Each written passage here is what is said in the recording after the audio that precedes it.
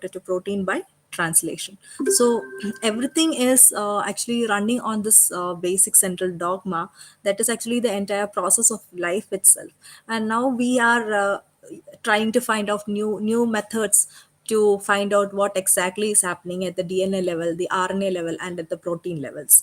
So proteogenomics allows the correlation of the microRNAs, not the microRNAs, the mRNAs and the proteins across different samples to evaluate the mutations, then the post-translational modifications, then the signaling pathways, how they are affected in response to a condition, and the correlation between different regulatory effects of the RNAs and the protein expression levels.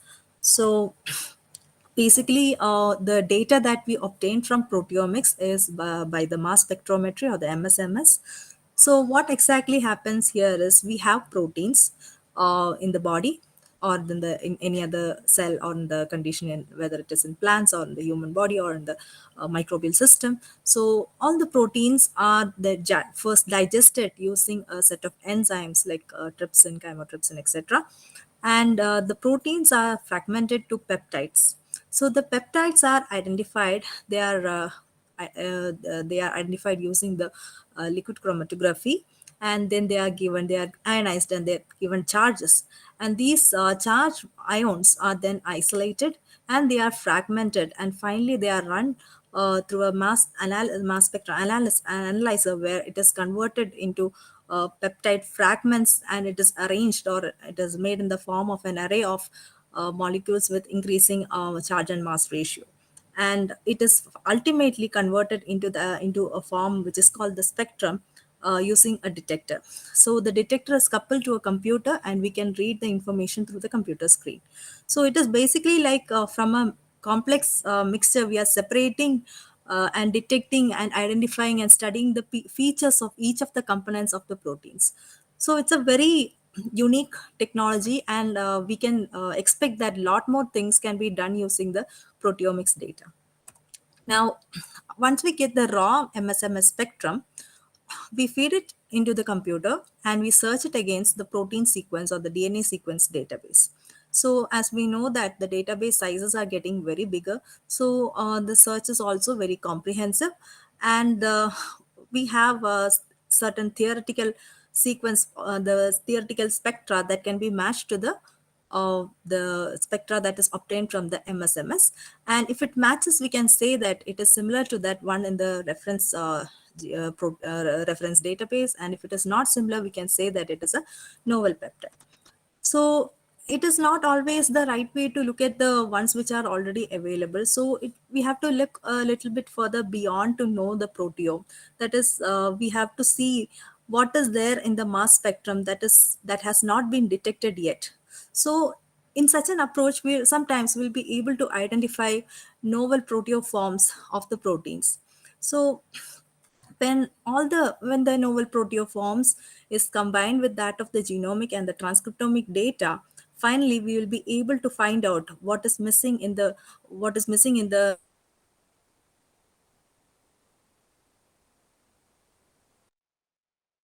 there that corresponds to different conditions or different treatments. So this is exactly the mechanism in which multi-omics technologies work. So here in proteogenomics, we'll be combining the DNA level information, the RNA level information, and the protein level information, and finally identifying novel peptides that may be contributing to a particular condition.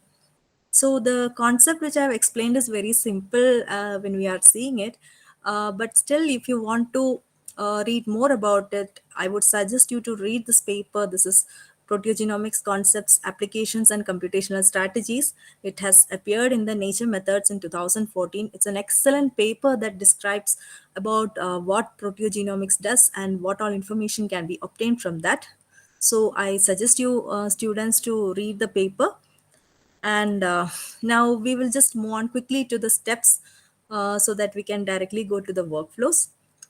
So basically, the steps in this proteogenomic methods are, the first step is like we will get the raw RNA-seq data. So that comes usually in the form of FASTQ files.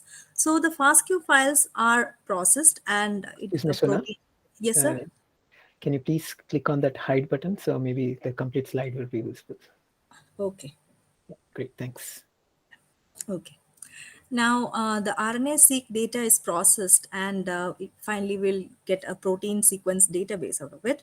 And then by using the raw MSMS data, we'll be searching the database. So we'll be combining both of the data from the RNA-seq as well as the MSMS, and then we will be searching against the database, and the proteins or peptide are identified. So once we have identified any the proteins or peptides of our interest, or if we have identified novel one, it is very important that we should visualize the results.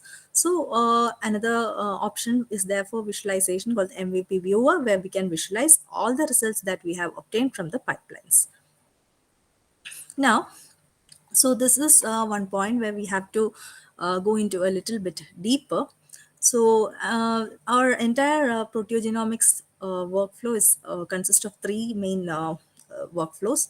So the first one includes the all the information regarding creation of a database. So the most ideal way is to go through the workflow in that order, and then you will understand which all files we'll be using for the next upcoming steps and in what order we'll be using that. So in the workflow one, what Galaxy will be doing, the workflow will be doing is they'll be taking in the genome, the reference genome, then the RNA-seq FASTQ files along with the GTF feature files. So the reference genome with the reference genome, the RNA-seq FASTQ files has to be aligned, and this is aligned by using the HiSat tool. Now, for assembling the transcripts, we need the aligned reads from the HiSat as well as we need the GTF files. So we use string type to do this assembling, and we need to see which all transcripts are there and which is not present in the genome, or which is present in the genome and is not present in uh, our the FASTQ files. So we have to run a GFF compare tool to compare the annotations, the features, and then we have to translate them, the unique ones, into the corresponding transcripts. Now, there is another option called the freebase method here. So freebase is a Bayesian algorithm-based a tool that helps to identify variants or the SNPs or the single amino acid variants or any indels or insertions or deletions. So we'll be running freebase also. And finally, the result is then given as an input to the custom ProDB for genome level mapping. So at the end of this workflow, we'll be getting the map files and the sequence FASTA files. So this entire workflow will create a database for searching, and we'll be using the results from this workflow to go into the next workflow. So that the second workflow basically deals with creating a list of peptides for BLAST-P analysis. So RNA-seq database is combined with the MGF files, that is the proteomic data files. So initially in the first workflow, you can see that we have used only the FASTQ files. Now in the second workflow, we'll be using the proteomic files also, and then search GUI will be performed, and then it is given to a tool called the peptide shaker, and finally the MC2 SQLite 5, and we will get the peptides for the candidate peptides that are suitable for a BLAST-P analysis. Now, the third workflow takes in the input of the BLAST-P, the peptides from the BLAST-P, and it does a NCBI BLAST-P on the peptides, and then we have a PSM matrix, and in the PSM information it contains the novel peptides. So the novel peptides are then taken and it is mapped against the genomic coordinates, and by using tools called the pep pointer, annotation is made, and finally we'll get a summary information of the novel peptides. So this is the overall outline of all the workflows that we'll be using today. So I think we will directly move on to the Galaxy tool to do it. So I think everyone will be doing it with me, right, Kiran sir?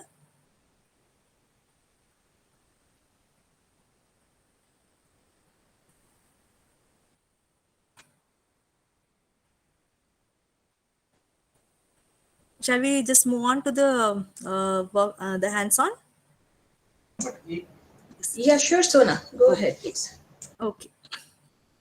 So here, I would like to show you, before going into the hands-on session, I would like to show you a few things. For this, we have a detailed tutorial that is created by the Galaxy training team itself. So it has 3 tutorials. So I shall share the links of these tutorials to you. And here you can see that is we have 3 separate tutorials for each of the 3 sections that I have described. And if it is convenient for you to directly copy and paste the codes from here, paste the lines from here, then that is fine. But I think it will not be completed before the prescribed time. So we will do one short one thing. We will just import the already created history that is there in Galaxy, and I will be explaining each and every tool, each and every step in the analysis, what each step returns, how the file differs and all. Then we will move on to how to do it according to the tutorial. So first, I hope everyone is signed in to Galaxy, and I will be telling you from scratch on how to start.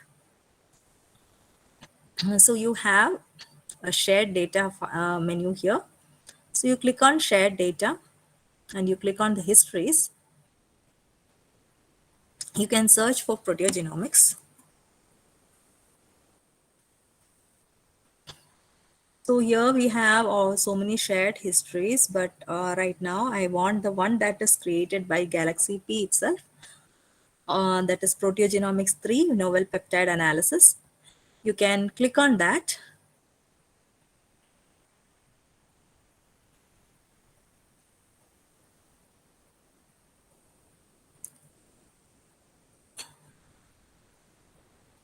And you can import the workflow. So it's taking a little bit of time. Just wait.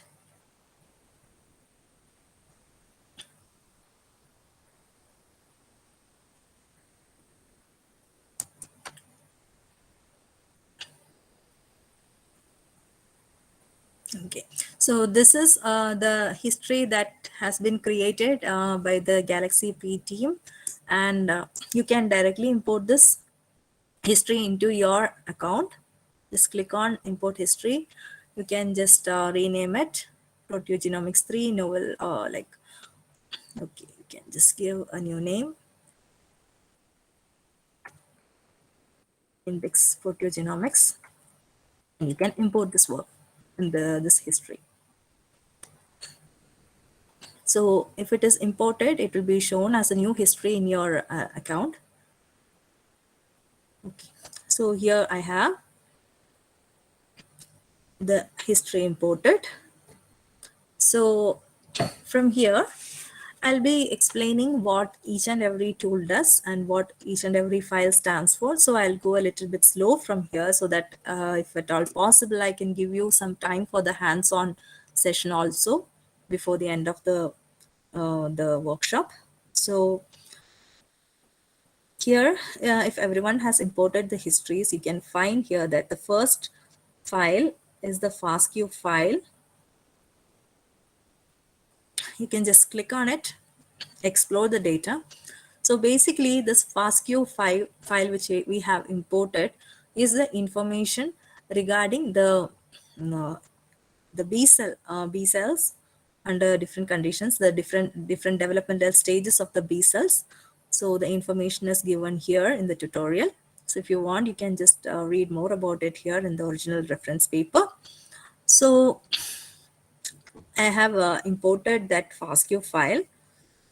So another, I hope you're aware of other ways of importing. Like here, if you are going to follow the tutorial, you can see that they have provided the links for all these files, the FASTQ file, then the features file or the GTF file, and the FASTA file. So if you want to copy it directly to your Galaxy account, you can just click on copy. Then you can go to Galaxy and you can just click on upload data and paste or fetch the data, and you can paste it right here. So since we are already dealing with one history, I'm not going to show you how to do it, but this is how you have to follow if the history has not been imported. So next we have the GTF file. So if you click on the eye icon, you can just view what is there in the GTF file. So you can find out all the information here because it doesn't make much sense since it is just clumped up. We only want the relevant information. So we can just try to find if we'll get some novel peptides after running this workflow. Now, next we have the FASTA files of the protein, FASTA file of the proteins. And after that, we will be moving on to another tool, that is the HiSat tool. So if you have worked with transcriptomics, you most probably might have used the HiSat tool. So HiSat is used to align the files to a reference genome. So here, if you click on here you have a read on button. So if you click on this button, you will be able to see the parameters which we have given as input for running this tool. So here we have given a built-in genome, that is mus musculus 10 for this analysis. And since we have only one FASTQ file, it is a single end file. So, and we have given the name of the FASTQ file here, and strand information is unstranded. So now after this, you can just click on execute. So if you want to run this workflow along with me, you can just follow the same, you can use the files from the history and you can just click on execute. If you want to rerun that again, it will create another file on top of what it is already there in the history. So if you want, you can try it out. It will take a little bit of time to run. So you can just wait until it is run and see the results. So once you do HiSat, you will get an alignment file. So basically, when we are using Galaxy or any other tool, the idea is to format the files in such a way that it is compatible with the tools that are supposed to be used downstream of the analysis. So that is exactly what we are also doing here in Galaxy. So the only thing is that you should be able to know what tools are there in Galaxy. Like if you see on this tool in the Spain tools pane, you can see that so many tools are there. But even if you ask me also, I am not aware of what all tools are there in different uh, on different kinds of tools. So there are so many tools which you can use and you can just try it out. Even if you get an error, it is okay. You can always try it out from the tools pane. So then only you will understand what are the different tools that are there and what exactly it does. So this kind of logic is required to even create a workflow using Galaxy by your own. So that is very essential. You should be familiar with all the tools. Now, the next step is exactly what I was saying. So next step is I have a GTF file by the name edited mus musculus.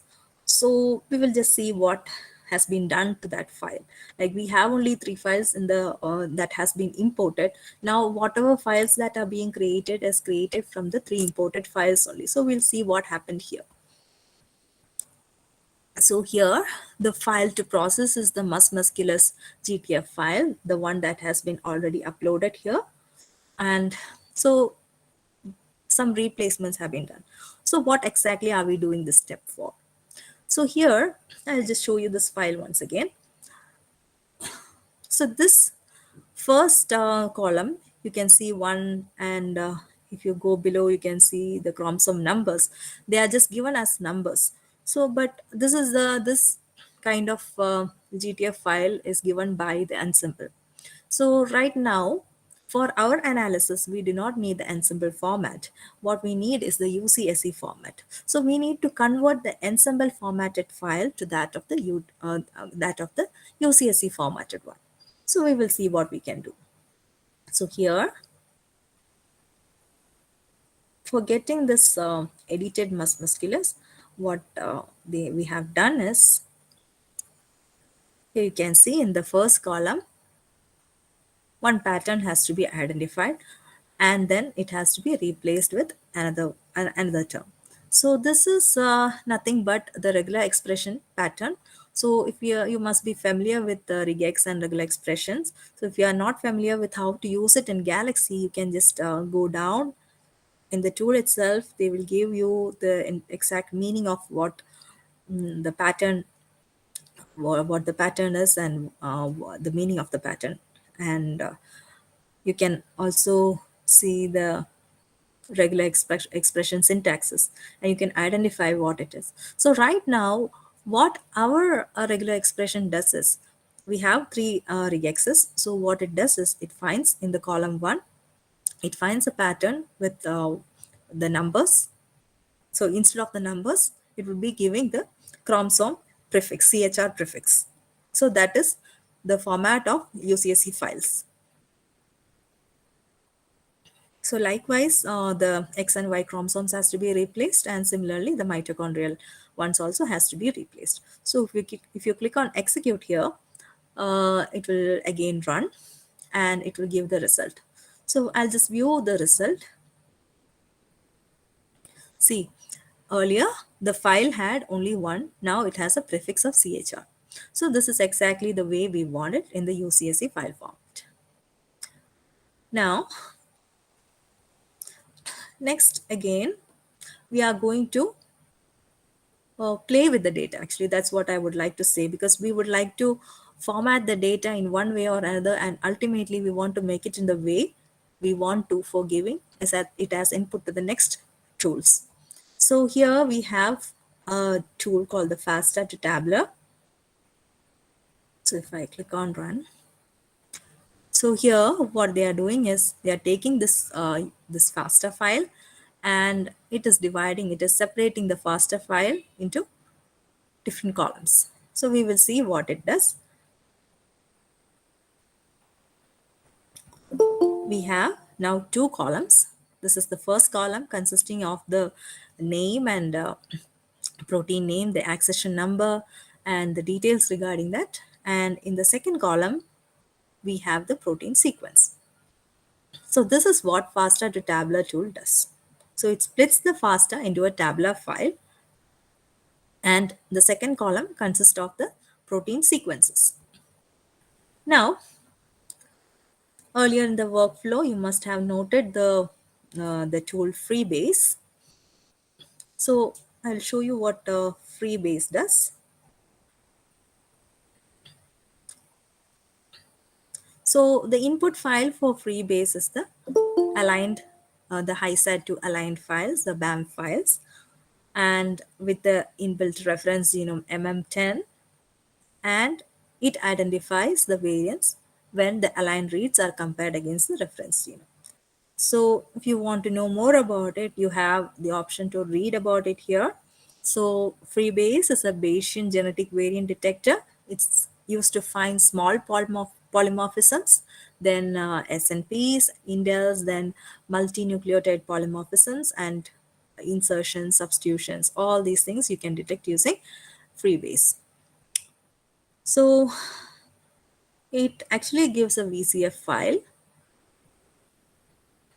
So this is the content of the Freebase result.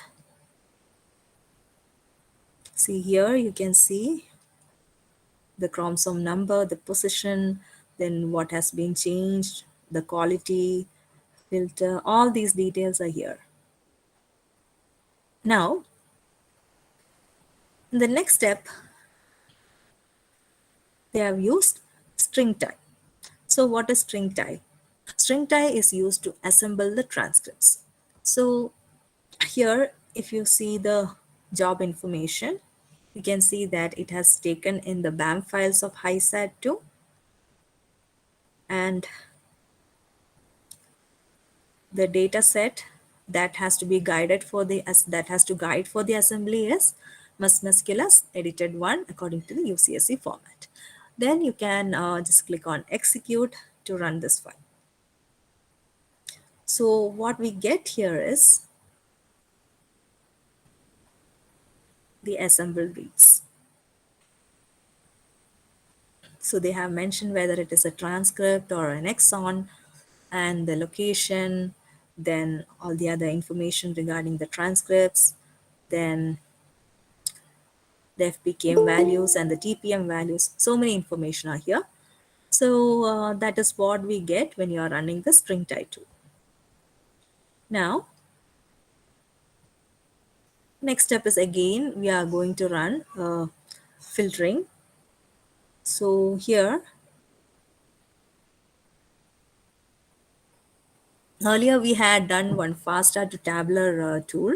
So on that result, we are again running a filter tabular to filter out certain fields. So what are the different fields that we have to filter out?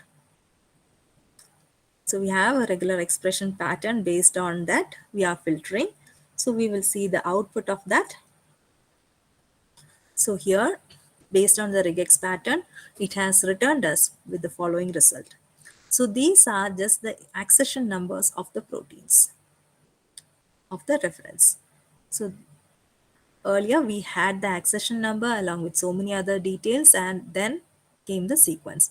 Now we just have the accession numbers.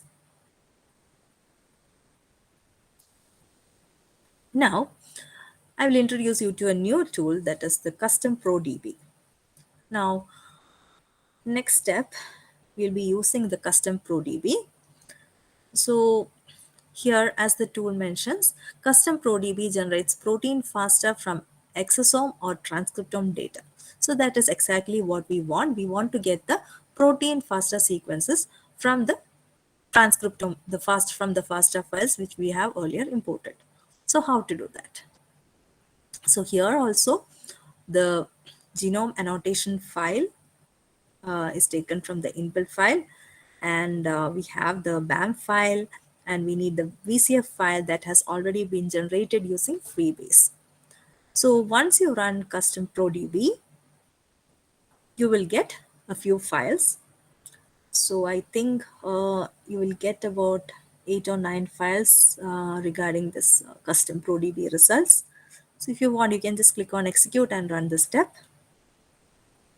Now here you can see HiSat on data 1 align reads, that is rpkm.fasta. So it's a FASTA file. So all these are FASTA files.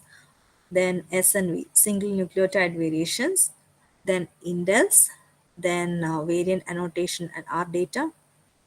Then we have a mapping SQLite file, then also an annotation SQLite file, then the assembled transcripts. So we have this much. Now,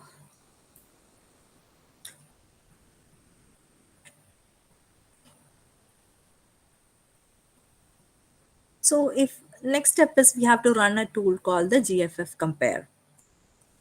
So GFF compare, as I've already told in the previous PowerPoint, it is used to compare how our novel, or not the novel, how our assemblies differ from that of the original genome assembly. So for that, so we are giving the string tie on data 4 and 5 and 4, the assembled transcripts. So that is our set of assembled transcripts, and we have to compare that with that of the reference annotation. So here we are giving the reference annotation file, and you can just click on execute. So here GFF compare will be giving two sets of results, that is 16 and this one 18 with two files inside.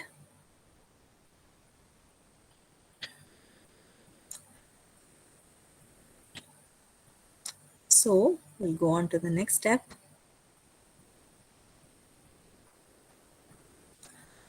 Oops, actually this I have already explained.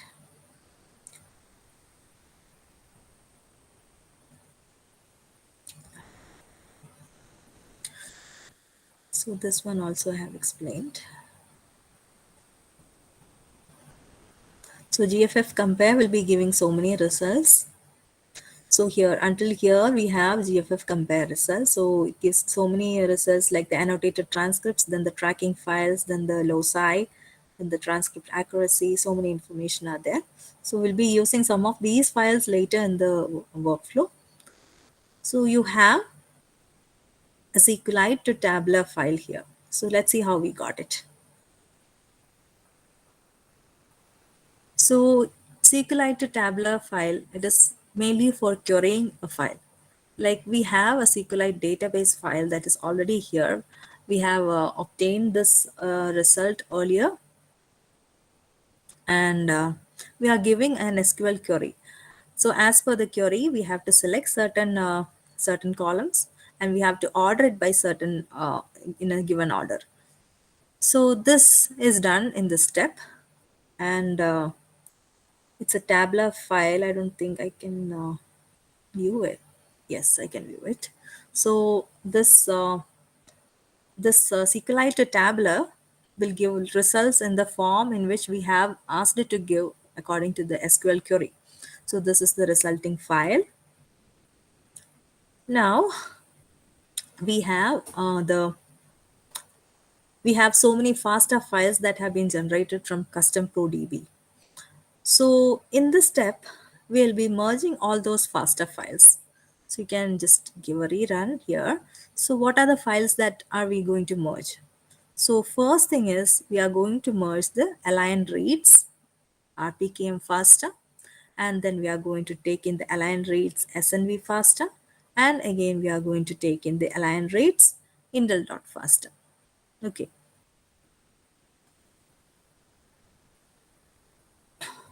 So this is done using the tool FASTA merge files and filter using unique sequences. So this is for in this workflow, this tool helps to combine all the FASTA files together. So we'll just see the results. So it is a combined file. I don't think you'll be finding any difference here, but if you check on the total number of sequences, you will be finding that it includes all the sequences from the previous list, previously mentioned files. Now, again, we are going to query the files. We will see how it is done. SQLite to tabular on data 15. So here we have the HiSat2 variant annotation SQLite file. This has been previously generated. Here, variant annotation file. So here, what do we want to query? So we want to select all these items from variant annotation file. So if you click on execute, it will be running in the background.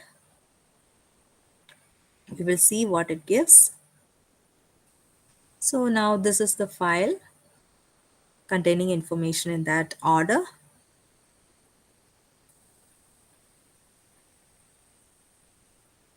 Now again, we are going to do some more manipulations here.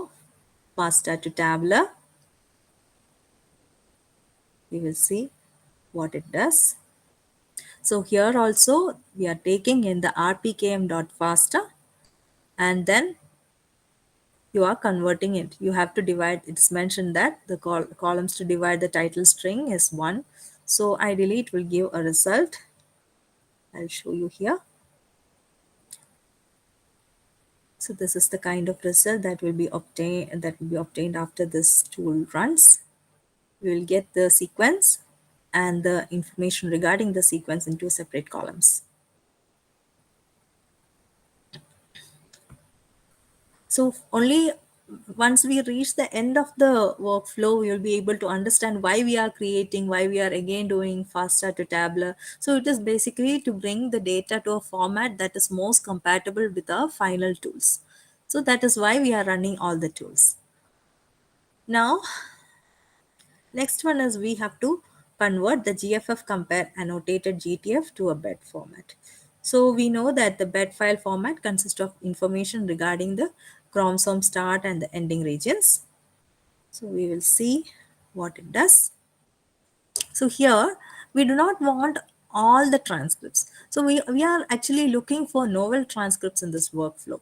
So we do not want all the transcripts. So now we are going to find out ways to filter them. So the first, here are some parameters which we can use to give a cutoff, like we want the potentially novel isoforms or the fragments with at least one splice junction is shared with the reference transcript. Then the single exon transfrag overlapping a reference exon.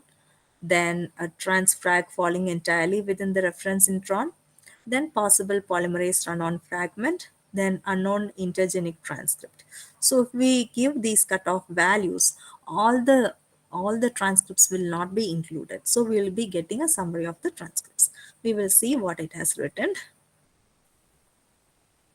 So here we have only four transcripts.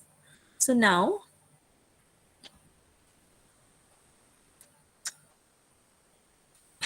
column regex, find and replace. So again, we are trying to find and replace.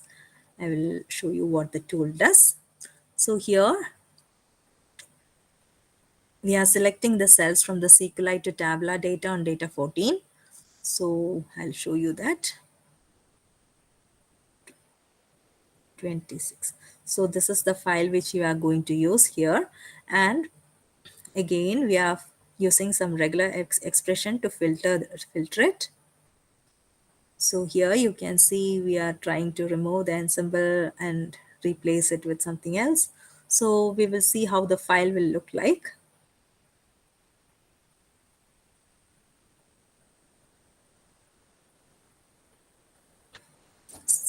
See here. So the information has been modified in a different way according to the input. Now again, we have to do a FASTA to Tabula on the merged custom DB files. So remember that the custom DB files have been merged into one single file called the custom ProDB FASTA. So all the different FASTA files from the RPKM and the variant information has been now combined into the single file. Now we are also running another FASTA to Tabular on this, so as to separate it into the right way in which we want. So we will see the result. So it will be like this. It will be separated into two columns. In the first column, you'll get the name, and the second column, you'll get the sequence.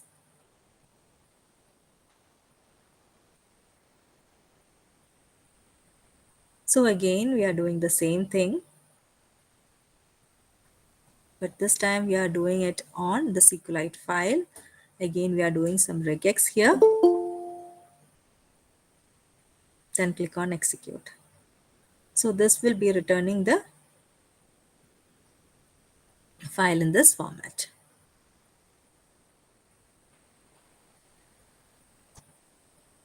Now again, we are doing it on the GFF compare. So finally, the parameters that have been used here are the same as before, like we are giving some regexes and we are filtering the Tabula to FASTA on data 10, this file 29. So this is the file which we have chosen for this, and you can click on execute. So after the step, we will be getting all the ensemble IDs.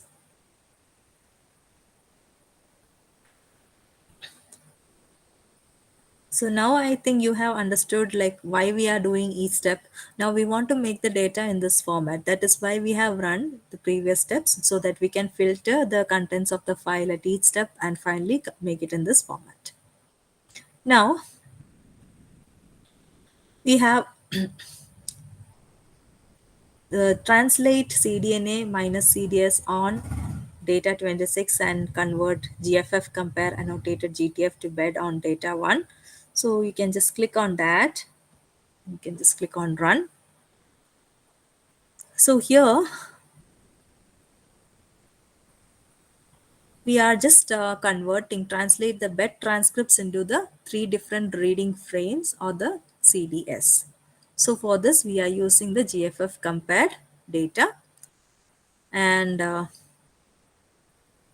reference is MM10. So not much parameters have been modified from the default, and you can just click on execute.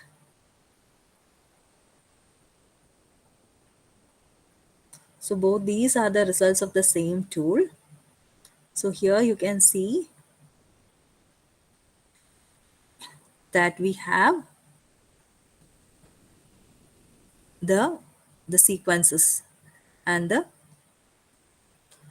names and the chromosome related information. So before moving on to the next step, I would like to tell you one thing. So here you are mentioning the FASTA ID or the FASTA source as generic. So whatever we suspect it to be a novel one, we'll be giving the term generic so that it can identify. Like we are giving this input into another tool called the peptide shaker, so it will identify the term generic. So that is why on the result file here, the term generic is is coming. So it consists of information about the string type ID, then what kind of the exon or intron or what kind of transcript it is. And we have earlier we have given the option J, so it stands for that it has got a meaning. And here you have exons and here you have introns. So all these information will be coming here. Now again we are running column regex, find and replace. So this time what are we going to replace? So we are just going to split it into different columns based on different regexes. So here we are replacing it with generic, and we will see what this file returns. So here you can see the beginning of the file. The file itself begins with generic. It has got two columns, one with the sequence and other one with the information. Now we will move on to the next step. We are going to do a query tabular here. On this, again we are using a query tabular using SQLite. So on what data are we using? We are using the column regex, which I have already created here, that is 33. So that is done on the variant annotation file. So already we have created a regex on that, and again we are going to query it. So here we are giving some options for filtering. So what are the columns that are needed is mentioned here. Then so accordingly it will modify. We don't have any query yet, so accordingly in that order it will be modified. So it is a SQLite file. Now in the next step we will be getting the reference protein accessions. So how are we getting these accession numbers? So we will be concatenating the data sets. So earlier itself we have filtered and we have got two files that has got the accession numbers or the UniProt IDs. So one is the filter tabular on data 6 and the other one is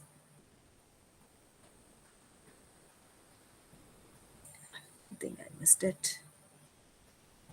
Just rerun it again.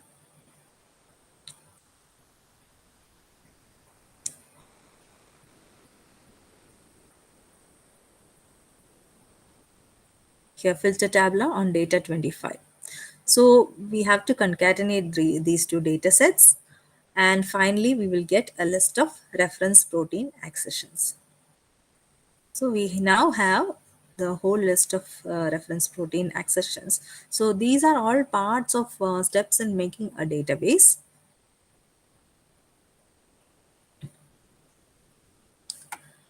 Now we have a tool called the BET to protein map, which is the translated file.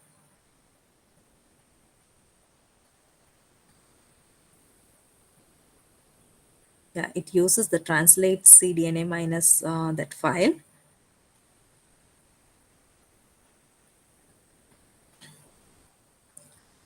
So it is used to map the genomic location of the proteins, which will be further utilized for our MVP visualization. So you can click on execute. If you view this file, here you can see the string type IDs with the information regarding the chromosome number, the start and stop region, then the strandedness, then whether there are any coding sequences, and if it is there, at what region it will start and at what region it will end. So all these information will be coming here. Now, next we will run the tabular to FASTA on the variant annotation file. So again, we have to modify our file. So the column that is selected is 1, that consists of information regarding the protein, and we have the sequence in column number 2. Now we are converting the FASTA files that have been converted to the tabular back to the FASTA format in the right way. So we will see the result of after running this. See, this is the FASTA file.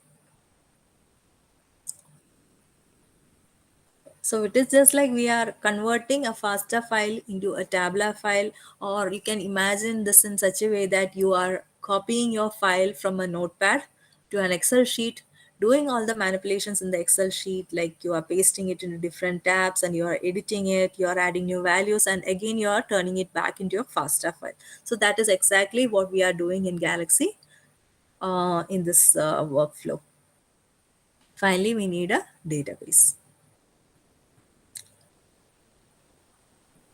Now we have the GFF compared and the bed file and the protein file. So we need to concatenate the entire data sets.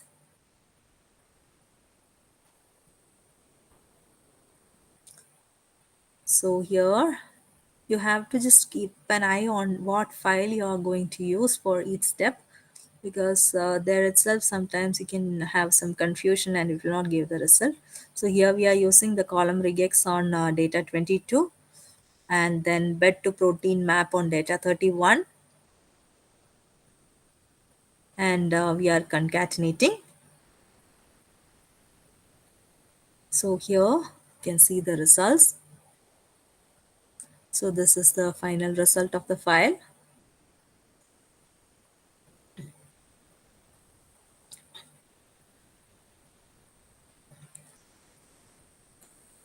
So now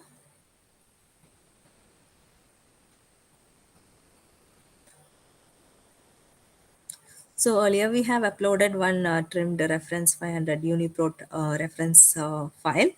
So we are going to merge the FASTA files and filter the unique sequences.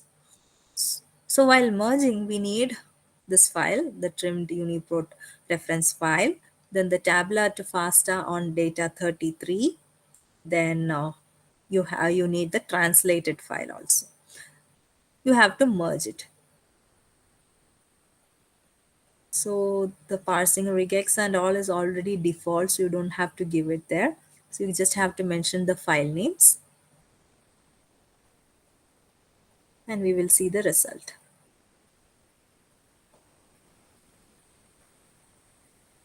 So it consists of so many sequence information. So this consists of the single amino acid variation, then the indels and the translated bed sequences. So we have the proteins.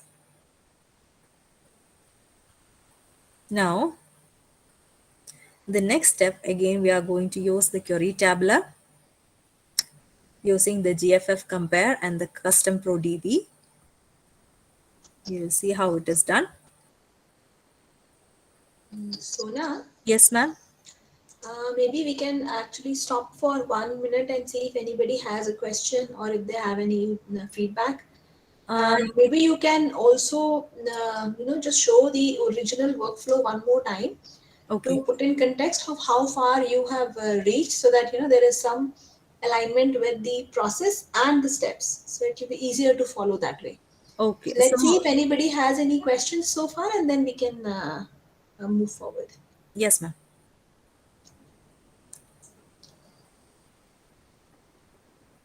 So if anybody has a query, please feel free to let Sona know about it. And if everything is going fine, we can wait for a minute. If everything is all right, then we can we can proceed. So we'll just wait for a minute for you to ask any questions. Since it's a workshop, it's important that you are following what is being told. Okay? Yes, yes.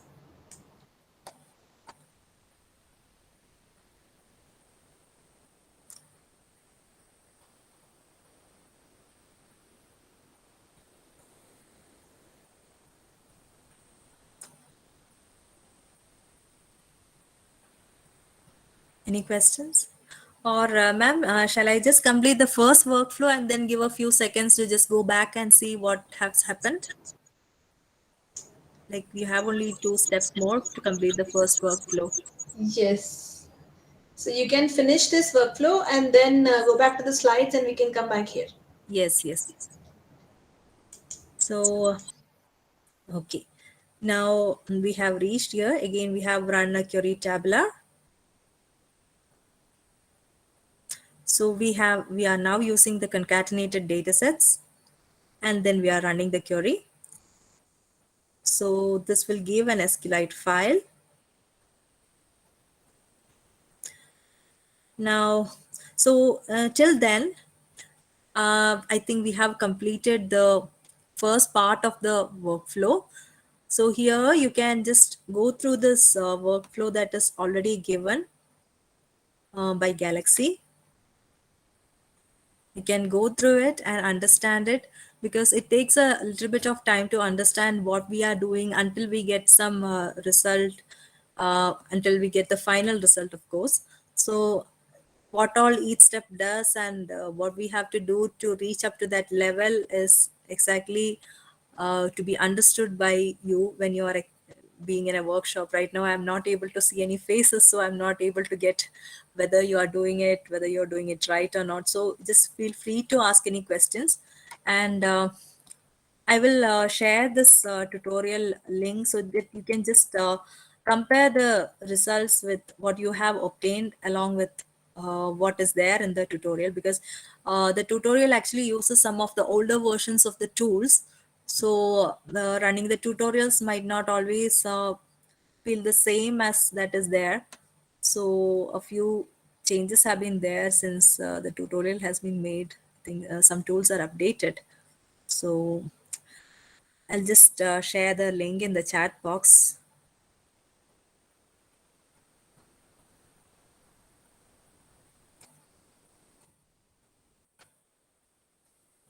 So the participants can take 1 or 2 minutes to just go back and see how the tutorial works. You can just go and have a look and then come back in 2 minutes. That would be fine, ma'am. Yes, that's perfect. So now let's wait and then maybe you Yes, can yes, provide an overview again of what you yes, yes. finished in workflow one, and then we can move to workflow two. Yes, ma'am.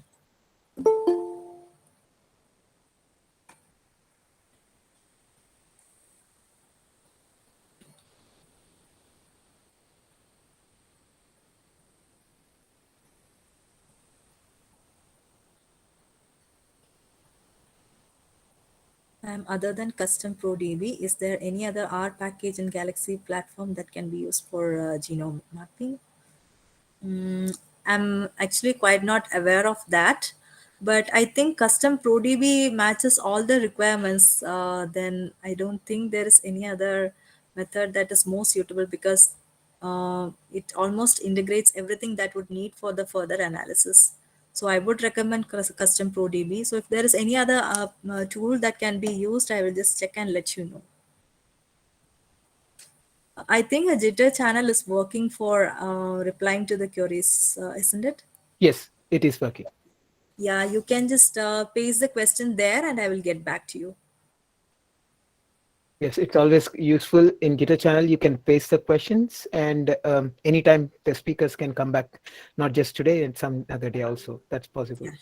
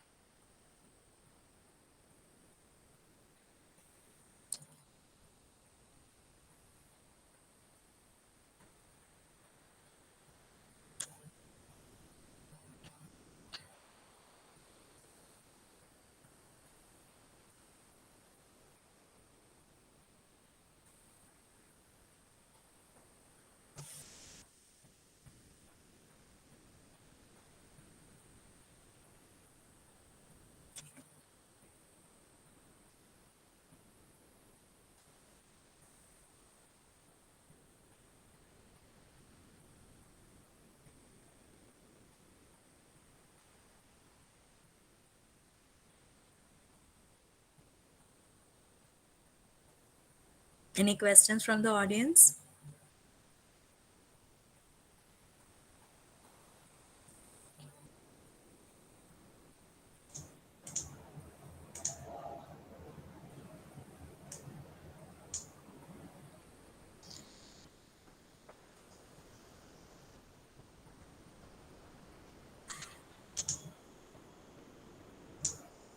I don't see anything here on the chat, neither on the YouTube channel. So I think since it is the first time they are doing this workflow and it's a little bit complicated to understand why we have converted the file into different formats and finally we are recombining them, it's a little bit tough for the first timers. yeah. It's Yeah, but also it's important that you are detailing the steps, and it's also important that you are making them understand the significance of when a program reads a file. It actually reads the content in a way where you actually the program is not really um, written in a way that it can read the file contents. It won't run. yes, yes, And this is why workflow systems come handy, because now you are not doing this all by yourself, which is one of the major limitations when you write your own workflows. That is why Galaxy makes it a lot easier. That is basically brings out the value in terms of how somebody else can just rerun this entire workflow without creating one. yes, yes, exactly. Yeah. I just want to say one more thing here. Right now, only one registered user is doing the Galaxy thing. I would encourage others also, please to go to the usegalaxy.in, or let's say usegalaxy.eu, and then you can do the workflow. The workflow link is already provided. And yeah, if you require any question, anything, please do ask in the chats or also the Q&A, whichever mode you'd like to. Okay. So, Sona, just one clarification. Once you are done with the workflows, are you planning to uh, have time for the participants to do hands-on right now, or you would recommend to do it later after the session is done? Ma'am, I think it will take around 45 minutes more for completing the entire workflow. So that is why I wanted to go with this explaining the history based on the history that's already created. So the participants can either they can just go and do it later and then come back, or they can do it for the first workflow. Maybe they can run it. No issues in that. All right. Okay. So, as you know, Sona is saying that she will actually give you time so that if you run and do an initial exercise right now, it'll allow all of you to understand what challenges you are facing. She's right here, so she can solve some of your queries right away. If not, and if you plan to do the workflow later on, then of course we are available to help you out. Yes, you can paste the questions in Jitter. I'll be there always. So I'll be happy to take all your questions. But I think a little bit, the topic itself is a little bit tough for beginners. So you can just listen, you can understand what each step is doing. Then when you finally have your own data, or if you want to analyze some data, you can always come back. I think it is streamed in YouTube, right? So you can always view and then check it out. Right. Okay. So I think let's proceed to your second workflow. Yes, yes, ma'am.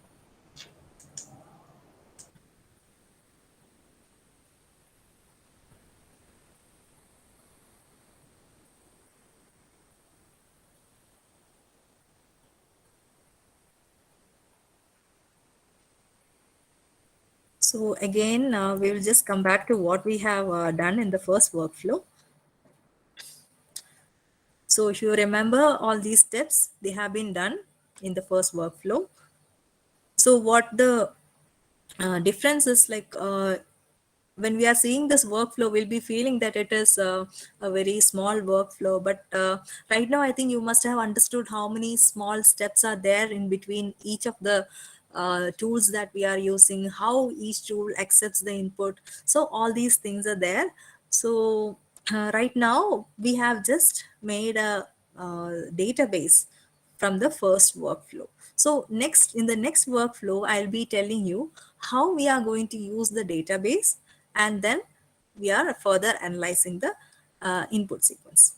So now in the first workflow, we have just used the RNA-seq FASTQ files and the GTF files. Now in the next workflow, we will be needing the mass spec files.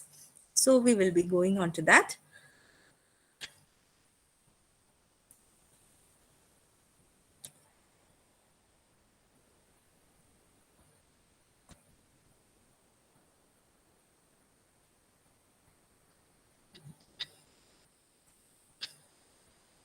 So we have in this for this proteogenomics tutorial 2, we have some files, some mass spec files. So they are basically MGF files or the masked generic format files. So you can download or you can just copy. If you're just uploading it, you can just copy and paste it and upload it. And you can just convert it into a list, and you can save it like this. MGF, it is a list with 4 items. So these 4 files or the MGF files are the inputs of a proteomics part. Now, in the next step, similar to what we have previously done, but I think we'll just be introduced to a few new tools, one of which is Search GUI.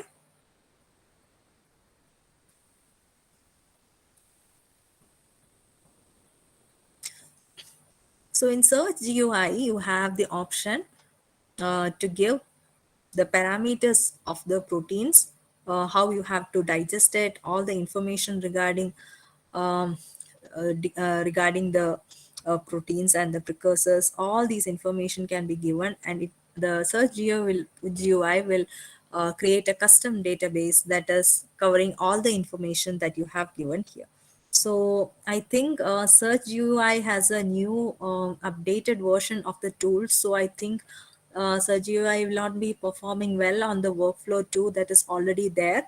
So I think in this Search GUI, now you will have to give the parameter file as a separate one. Let me see, I'll show you.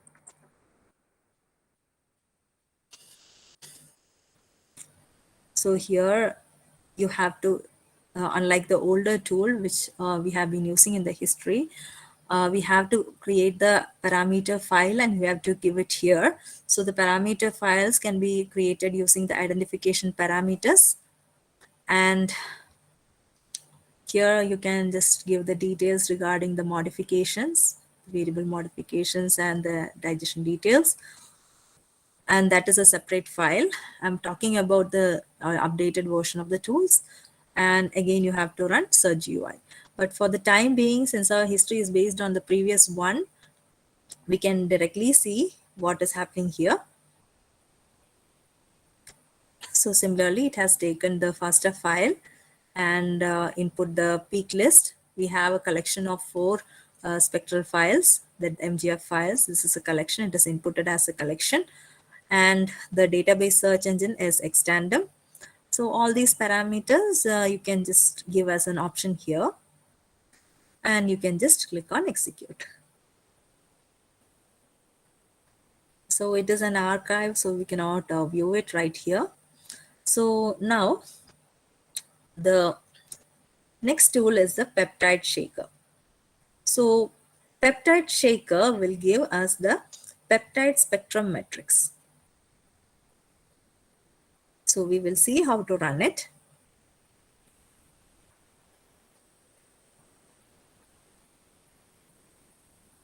So here we are taking the input of Search GUI, and we are just directly running. So we can create a MZID and ML file, and we need not include the protein sequences. Then all these things can be avoided. Then we need a peptide report, a protein report, and a certificate of analysis. So all these can be checked, and you can just click on execute, and you will be getting so many files here. We'll see each of the files and see what it is saying. So we have the parameters, then the PSM report, then the peptide report. So all these files are here. Now, this is one important step and one important file. So we are taking in the output from the peptide shaker to create an MZ to SQLite file. So here, earlier in the previous step, we have created an MZ-IDEN-ML file. So we are using that as a proteomic identification file, and then we are giving the spectrum, and we need the database. So this is the purpose of the database which we have created in the first workflow. So using this database, we are searching, and we got an mz.sqlite file. So we will see the contents of this file later on in the workshop using the MVP viewer. Now, removing reference proteins. So now it is time to filter out what we have based on the spectrum. So here we have taken the PSM report, or the peptide spectrometrics report, and the database table is the peptide shaker.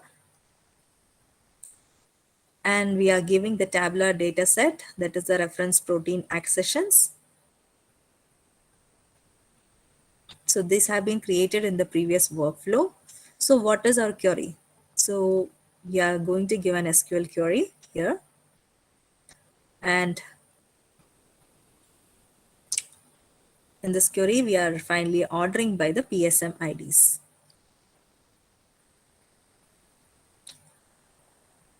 So finally, we will see how the file looks like. So now from a huge list of proteins, we have a few proteins based upon the SQL query which we have given. Now we have to keep another filter, that is selecting the sequence with length with greater than 6 and less than 30.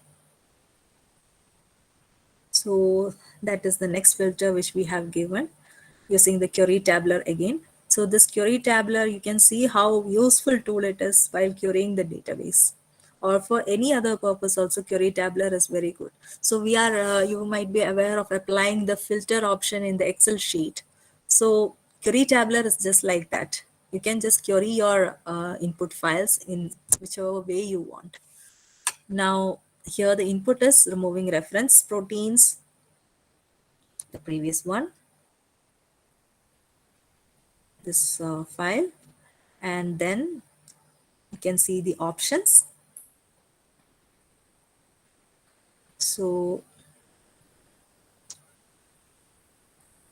what are the column names that are to be specified?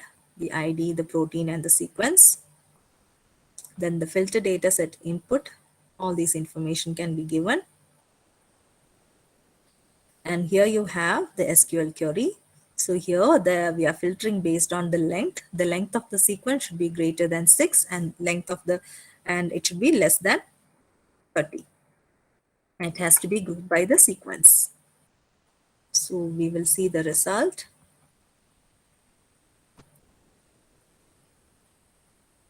So now we have 6 lines of sequences, while in the previous step, how many did we have? We had 9. So 3 have been filtered out based on this criteria. Now we have to create a set of peptides for the BLAST-P analysis. So with that, we have completed the second part of the workflow. That is, we have created the RNA-seq database, and along with the MGF files, we have performed search GUI. Then we have given it as an input to the peptide shaker, and finally we got an MZ to SQLite file, and we have peptides for BLAST-P. So until then, you can just, if you want, you can just again go back, or I will just show you. I'll just give you the link to the second workflow, second tutorial. You can just go through that and see what happened in the second part of the workflow. I'll give you 2 minutes time.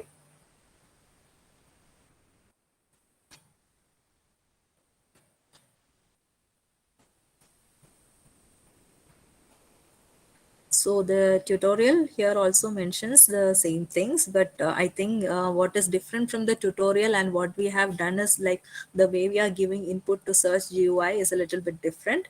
So in Search GUI, if you are ever doing this or if you are trying to do this today or tomorrow itself, you can just remember the fact that Search GUI will require two files, the parameter file and then the main GUI tool, Search GUI tool, in which you have to input the parameter files separately.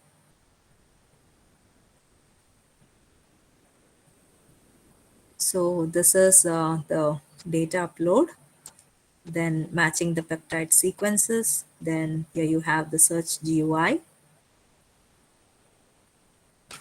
Whatever I have mentioned in the while explaining the workflow, it is all here. Then the modifications, the fixed and the variable ones, and the database search. Then you have the peptide shaker.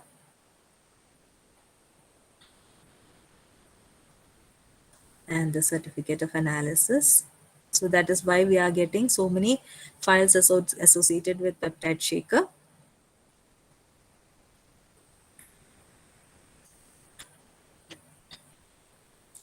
So we are in this step, we have created a file that is suitable for multi-omics visualization platform or the MVP.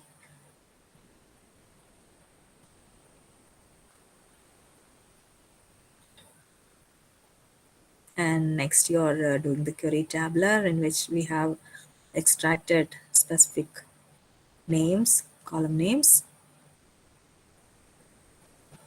So all these queries and all these regexes actually are a part of making the file in the way which you want to use it when you're running any tools of importance. So mainly you just have to concentrate on the major tools, and the rest, the file formats and everything, you can just do it based on your logic. Actually, the workflow will incorporate all of these steps.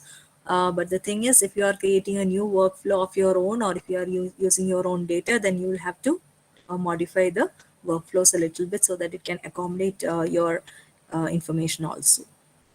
And most of the time we will have to change the parameters when we are doing some workflows. So in some case, most of the time, usually the defaults do not work. So you will have to have a small idea about what each and every tool does, so that you can modify the parameters without having problems in the further steps. And this SQL query is a great functionality, which I would say in Galaxy, because it enables searching for things which it is present in the your big query in your big files, and you can immediately get the results and convert it into a suitable file. So imagine what all you will have to do if you are using it in an Excel file. You will have to save it, you will have to again upload it. So it can be easily simply done using Galaxy.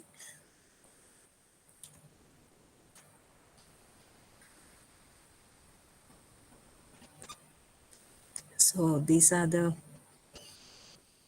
so now we have a set of protein sequence that are ready for BLAST. So this is actually the contents of the Proteogenomics 2 workflow.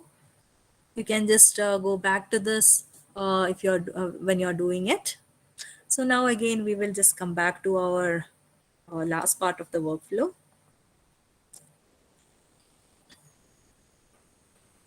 So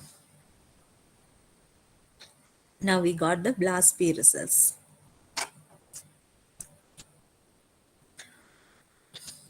Now we need to find out the novel peptides, if there are any. So we will see how it can be done.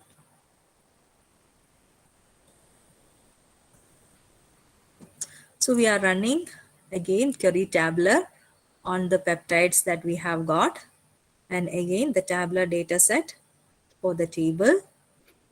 Sona, question is there? Okay, Mm, let's just come back to the chart yeah. with the details. So can I the can read second, you out. Yeah. yeah, Okay, no, go on. I'll just go on. Yeah. Can the second workflow started directly without doing the first with the data? And same question for workflow 3, which you are going to start.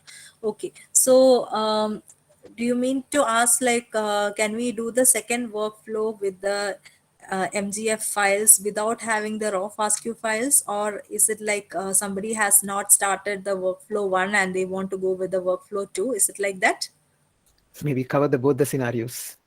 Okay, so it is actually not possible to go on to the second workflow without doing the first, because actually database is the heart of proteogenomics. So without a database, it is actually impossible to find out anything novel or any information. If we are not taking into account the first workflow, we are not considering the genomics part. We are considering only the proteomics part. So if you want to do that, if you want to go on to the second workflow without doing the first workflow, you can always import the second workflow and then do the analysis using that. With the available history, you can always import a history from that is created by Galaxy P, and you can use that. And on that you can run the second workflow. If somebody wishes to do that now, they can always do that, no problem. But originally, if you are doing the experiment and you're getting the mass spec files and as well as the genomic files, where would you input the genomic files if you are not doing it in the first workflow? It is not possible. So does the novelty of the peptide depend on the propensity of any single or group of amino acids? So the novelty of the peptide, like we are giving an in silico candidate for validating the peptides. Actually, we are not, we are claiming that it is a novel peptide because it is not present in the databases, but still you have to validate it. And whether it is depending on the propensity of any single or group of amino acid has to be evaluated through the validation step only, because as far as databases are concerned, they will just return whatever that is not there in the database. So I hope that clears the question. Now, any Yes. other question? Any other questions? I just want to add to the question what the first one Yes, was there. yes, sure. As you said, with the history, it's possible. Would you like to share the history, what you have right now? Is it possible for you? So that they Yes, can yes. start from the third workflow if somebody want to start? Yeah, yeah, sure. I'll do that. Yeah. Maybe you can actually try to show also, then people will know how to share the history. Oh, okay, okay. Okay, so I didn't go into much detail because I thought it was covered in the first pre-conference Yes. meeting. So it's Yes. okay. I'll just do And that. some people are still new, so it would be good idea for them to know that. Okay, okay, fine. I'll just show that.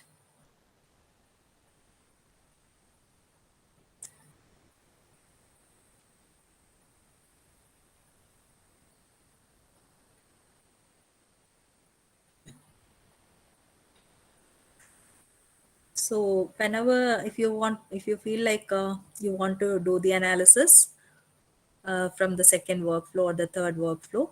So Galaxy has provided all the data, all the information, like whenever they are conducting some tutorials, they'll be providing all the information in the histories and as workflows. So I'll just show you how to just go for that.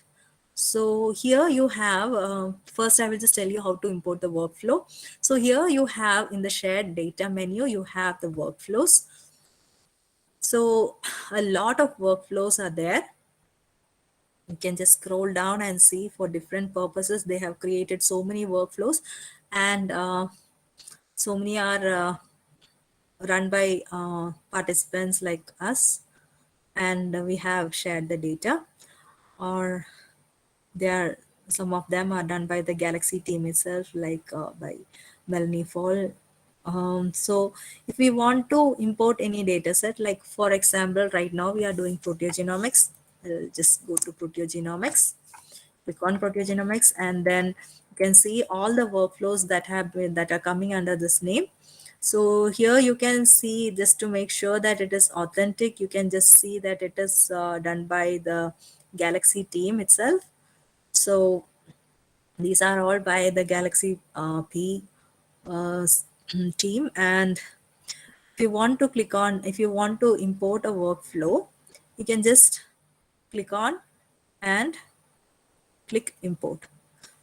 Or if you want to run it on the spot itself, you have an option to run it. So I will just show you how to import it. You can just click on import. So here you have an option, start using the workflow or return to the previous page. I will just return to the previous page and just show you from where I can get the workflow. So now you have imported your workflow, but where is it? So you have to take it from the workflow menu here. Here you have the imported workflow. It has been updated a few seconds ago. That shows that you have recently downloaded that. So if you want to run the workflow, you can just click on the run workflow.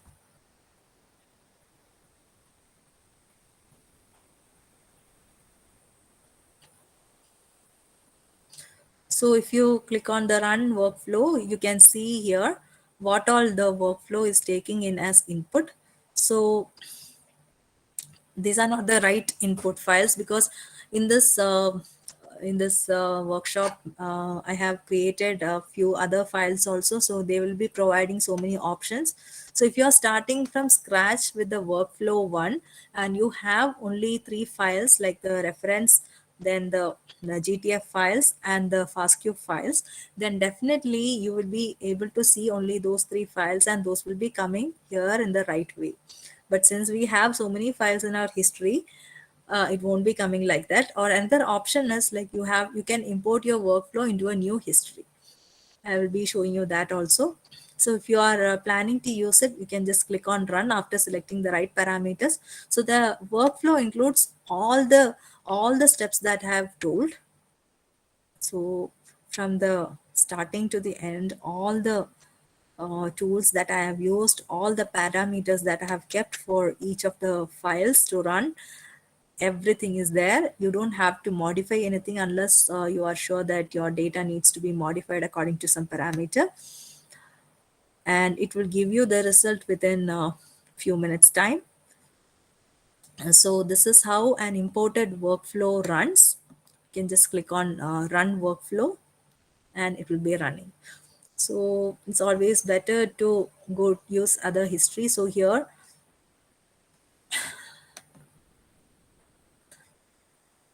you have an icon like this, view all histories option. You can just click on it and you can just create a new history here. And in this new history, you can import the workflow. So currently that is my history. So you can just go back to the main page. Here you can use the imported workflow here, but it will not work here because we don't have the input files here. So if you want to input the files, you can just go to the first workshop material. You can just copy the location in Zenodo. Just click on upload data, paste and fetch data, paste it, then start uploading. So the 3 files are there. Now if you click on run workflow,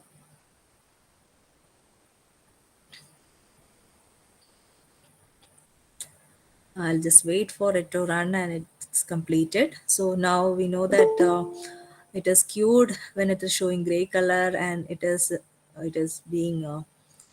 running when it is in the orange color, and once it has completed finished running, it will be shown in the green color. So now it is running.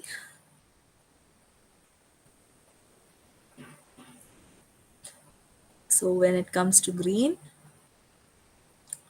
you can see that it will be loaded here itself.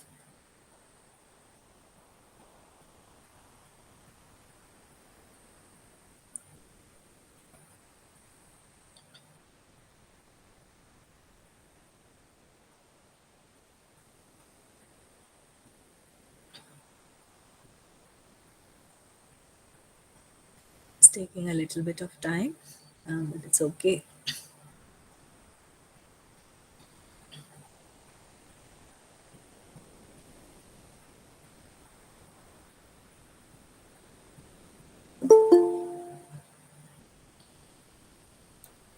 So a couple of more Yes. users are doing right now.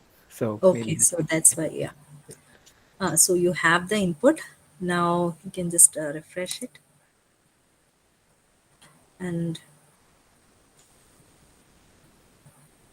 see whatever files I have mentioned. Like earlier in the previous history, I had so many files, but right now the program does not have any other options to take other files, but it has to choose the right ones itself. So here we have the FASTQ file, then you have the GTF file, then you have the reference. Then you can just directly run the workflow by clicking on to run workflow. If there is some error or at some point you have forgot to mention some parameters, it will be asking in the workflow itself. So we will see.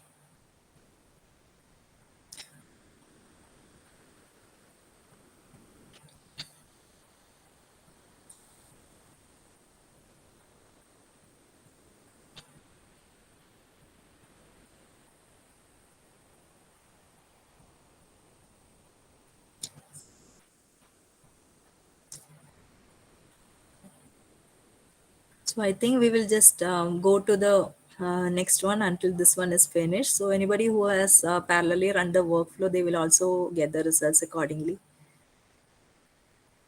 So the here you can see that once the workflow is being run, all the files have been created. Whatever I have shown here, all the files have been created.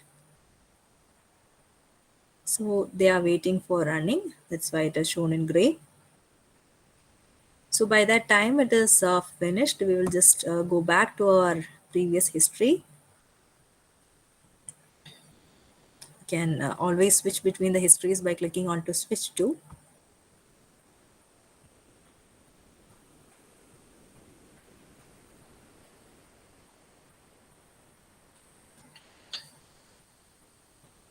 So we will continue with the last part. So till then, I think the workflow will be completed.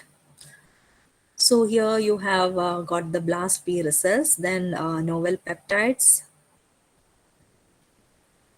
So based on the query, we had a few novel peptides.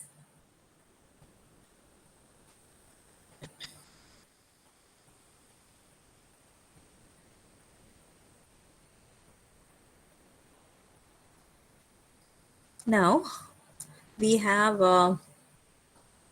another option to see how the spectra looks and how what is different in the spectra and how we can compare the different spectra. For that we have a tool that is called MVP. So for accessing MVP, so we have to find the MZ to SQLite file. So that can be opened using the MVP viewer. Here you have the MZ to SQLite file. You can click on MZ to SQLite. Then click on this graphical kind of symbol, visualize this data. So here you have the MVP application. Click on that. So here you have the MVP viewer. You can also open it in a new window instead of in the Galaxy itself.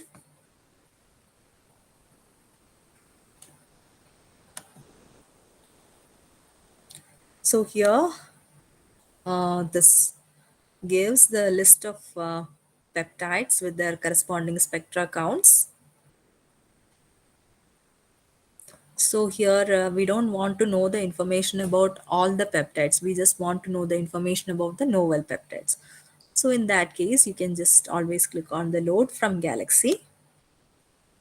Then you can click on novel peptides and click on use for filtering. So if you click on this novel peptides, you will get the results of the novel peptides.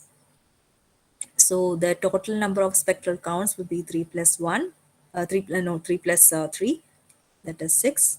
So this particular peptide has got 3 spectra, and we also have the protein count associated with that.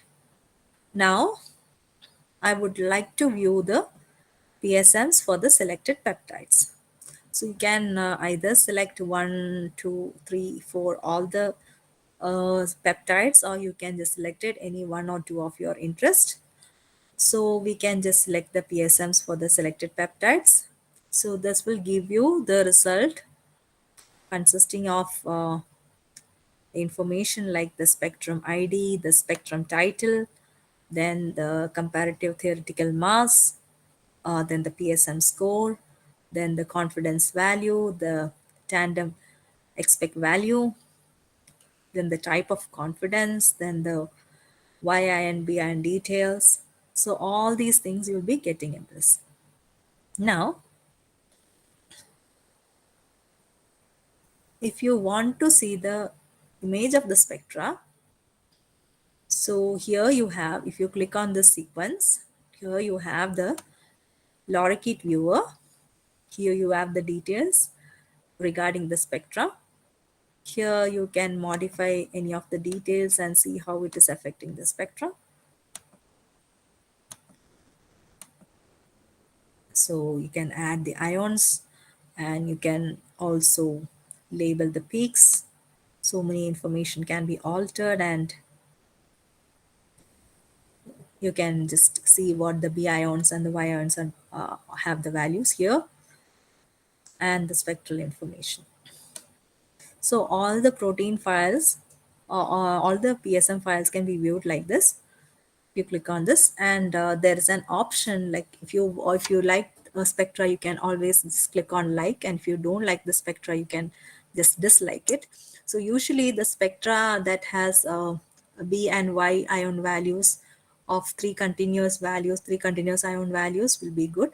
So here I have three continuous values in the B ion, but in the Y I don't have any three continuous ion. So that option is to dislike it because it is not the kind that we would want, but it depends on the user. Now, similarly, we'll go to the other spectra. So here we are getting a continuous values for B and Y also. So we can just give it a thumbs up. Now we'll go on to the next one.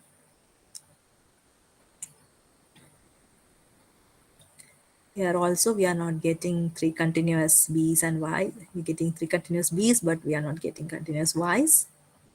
So it is not good. Then here for this peptide, you have three spectra. The same peptide itself, you are having three spectra. You're having continuous B's and Y's. You can just click on like. Here also, no continuous B's. So likewise, you can select your favorite spectra and you can just view that and get the information from that. Now, you also have other options like you can have the information regarding the peptide and the protein, like in the whole protein length where the peptide aligns. You can get the information from here, peptide protein viewer. So in the selected for peptides, they are asking whether I want to view which one. So you can just click on that and you can just click on here. Then if you just go above,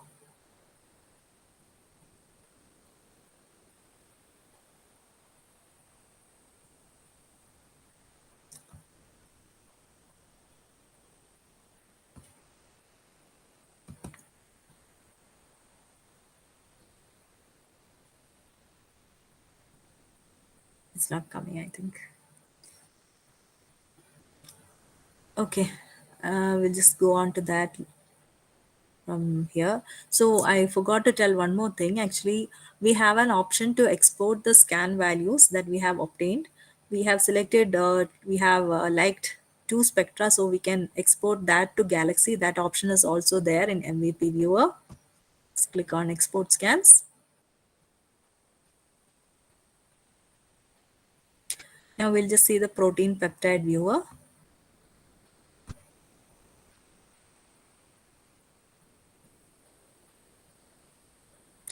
I think it is not coming, protein peptide viewer.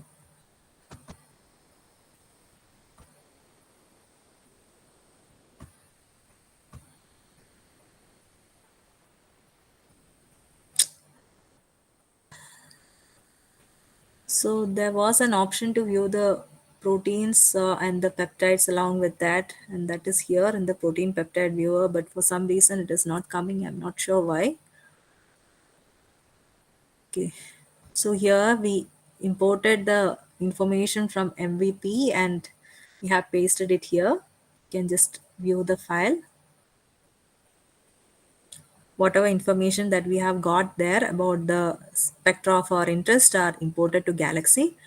Now we stopped with this. We got the gene, like we are interested in these two, so we will be running the genomic coordinates on this data.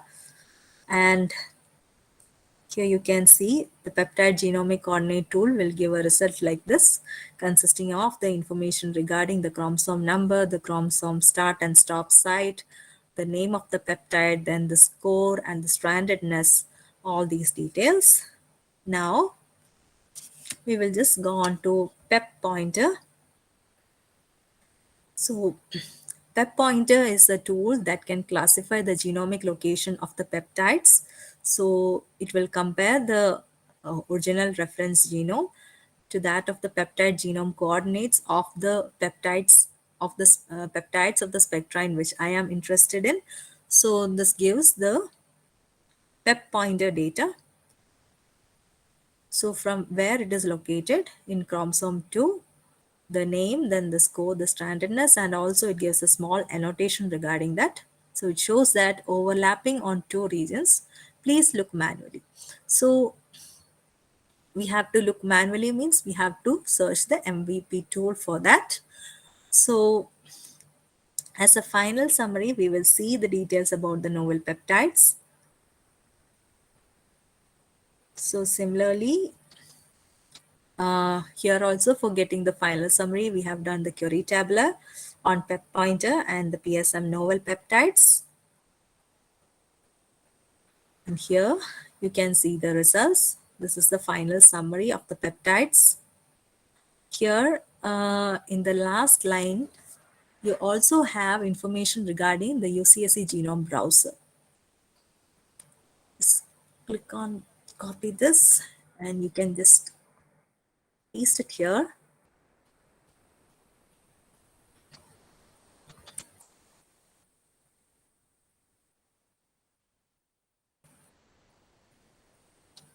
So you are redirected to the UCSC genome browser in which you can get the location of the peptides. So now I think we have come to the end of the tutorial, but it is always good to just go to the MVP viewer and get additional information. So you can do so many things using the MVP viewer. You can just filter using the scores and you have so many information from here. So I think how many people might be doing this workflow, Dr. Kiran? I can check just a moment. Yeah.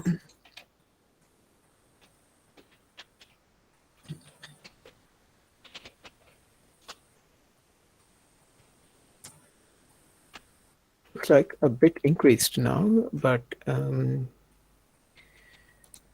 Okay. so there are some jobs are running, and yeah, I think Yeah. at least 8-9 users are doing it, or maybe more than that. Okay, great. So I think okay. Any questions? No questions. So that is actually the stepwise, extraction of entire anatomy of the workflows. So when you are doing it, you will be most probably requiring the information regarding each tool and what input it takes and how it is running. So as of now, if you are comfortable in using the workflows, you can just use the workflow as I have previously showed. And another option is like you can use the Galaxy tutorials and they will be updated with every Galaxy Smorgasbord sessions. So you can just use that and use your data like that. So if you are if you are not using the workflow also, you can just directly copy and paste each line from the proteogenomics tutorial. So that will first I would suggest that you should use the tutorial itself, because instead of running a workflow in which you are not aware of what is happening behind, it's always good to run the this thing run the tutorial step by steps and understand what the parameter stands for, what each line or what each tool does, and what do you want out of it. So I think that is the best way to learn from scratch. uh, so with that, I think I will conclude this workshop. The users can do the workflows now itself. I think we have time, isn't it, ma'am? We have. Yes, definitely we have time. So there are a few questions that I saw earlier. I think you answered most of them, so we are good. I'm curious to know what is the length of the peptide in general. So based on the cutoff, we'll be keeping the length of the peptide like less than 30 and greater than 6. So that is what we have kept in the Galaxy. This one, the workflows. So it depends.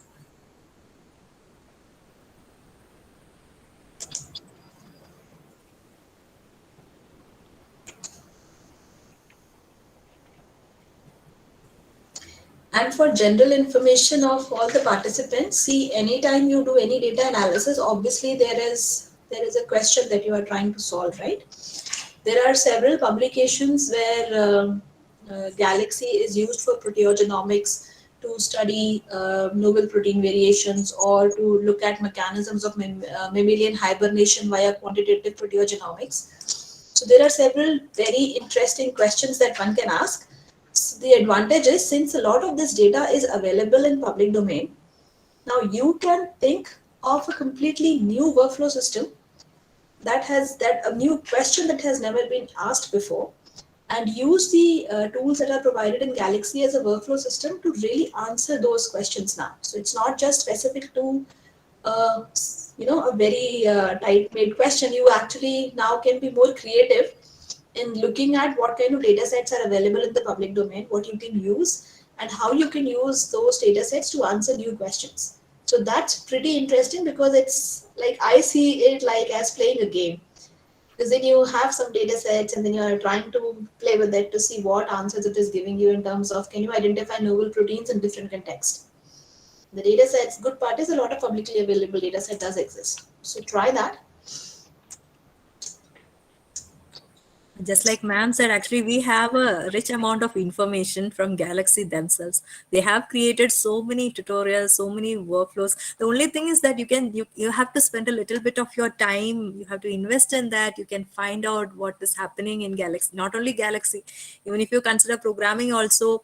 In If you take our statistical package, you can see that every day it is being updated. So all the tools that are there in R, I think Galaxy is trying to incorporate them here also, so that the non-programmers can use them. So it's like, take this opportunity, like whatever data is there, you can just download them from NCBI, SRA, then from the Pride database, you can just try to combine them and see if there is something novel, something new. Like, you have everything with you. The only thing is that you have to spend your time on that, and you have to read a lot about it. But I think it is very much worth it, because I have been using Galaxy for the past 4 or 5 years, and initially, before using Galaxy, I was not having much programming knowledge. But after running the workflows and after using the steps in Galaxy, I could really do it on other programming languages like R and Python. So it was a very user-friendly workflow, which actually could dive deep into the exact mechanism of what is happening in that.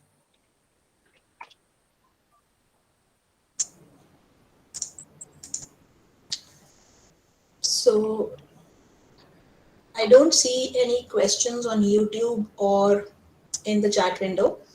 But I think, Sona, you did a really, really good job Thank at explaining the workflows and going through each step in Galaxy in a detailed fashion, so that there is clarity on the input file formats, the output file formats, why the formats are important to invoke certain programs, what kind of changes one can make using regular expressions in order to bring about a file-wide change.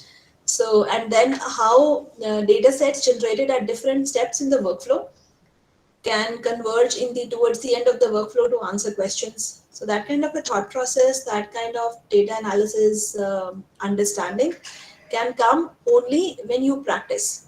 Yes. So that is, I think, Sona practiced a lot, and that you could very easily see when she was explaining it with the level of clarity that she has.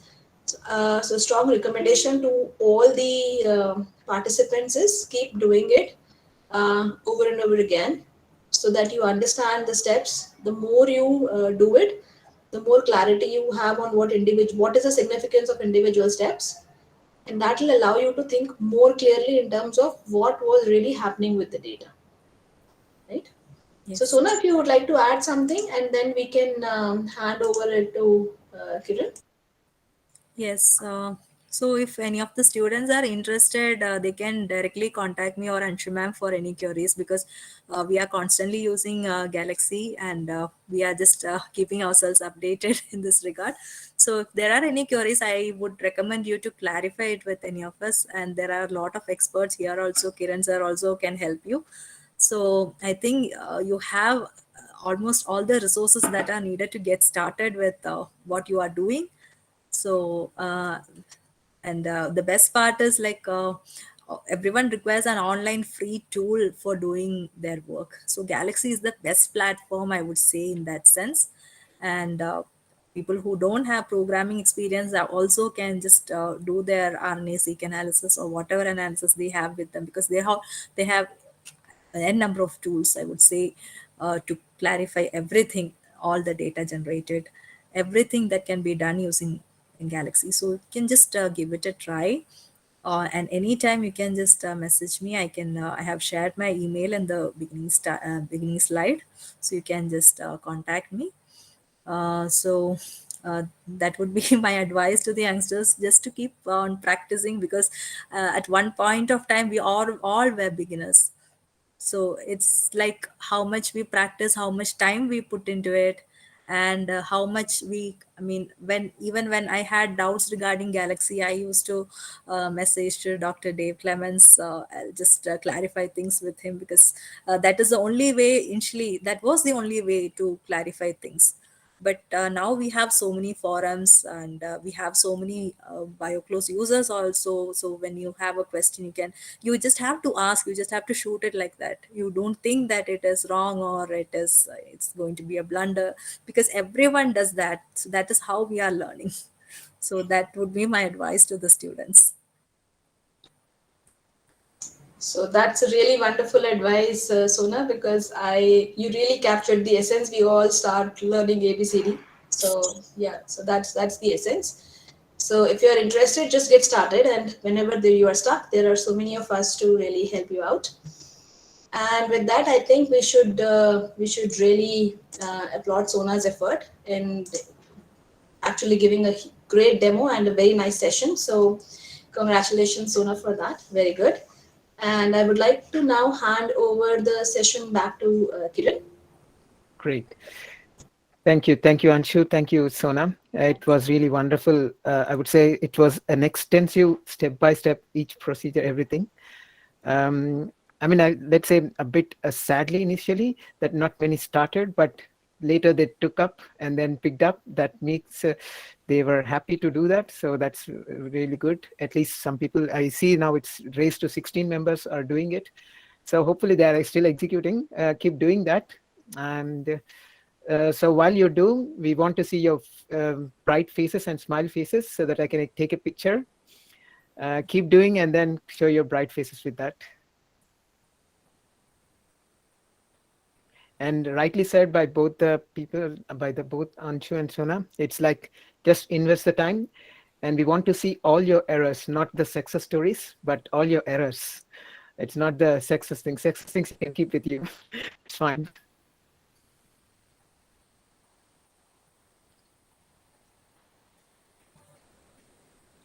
So on a count of three, I take a picture. 3, 2, 1. Thank you. So yeah, that's all. And of course, another exciting session is going to come, and the next speaker is already available. But we start at 3:30 as decided. If some people are left and they want to come back, so please come back again at 3:30. The session will be open here, and you can always go back and then leave and come back. But we'll be open. Keep open this one. I think I'll be available till 3:30 so that any participants having questions can ask till then. Yeah, great. That's great.